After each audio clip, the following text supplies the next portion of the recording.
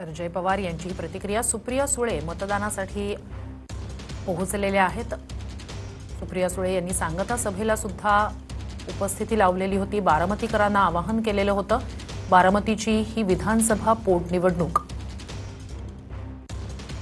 आणि सुप्रिया सुळे मतदानासाठी सध्या पोहोचलेल्या आहेत.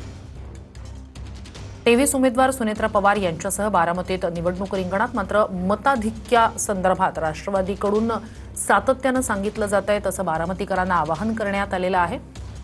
सुप्रिया सुळे मतदानासाठी सध्या मतदान केंद्रावर पोहोचलेले आहेत.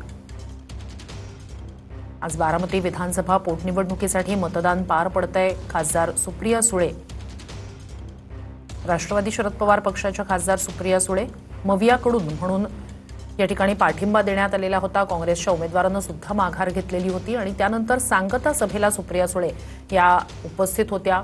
काँग्रेस आणि ठाकरे पक्षाशी बोलूनच मग या ठिकाणी सांगता सभेसाठी उपस्थित राहिल्याचं त्यांनी म्हटलेलं होतं आणि आवाहन त्यांनी बारामतीकरांना खरं तर केलेलं होतं. आज आता सध्या मतदान केंद्रावर मतदानासाठी त्या पोहोचलेल्या आहेत. बारामती विधानसभा पोटनिवडणुकीसाठी आज मतदान पार पडतंय आणि अजित पवार यांच्या निधनानंतरची ही पोटनिवडणूक आहे.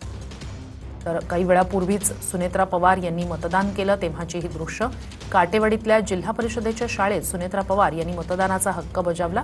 दुसरीकडे सुप्रिया सुळे सुद्धा सध्या मतदानासाठी म्हणून केंद्रावर पोहोचलेले आहेत.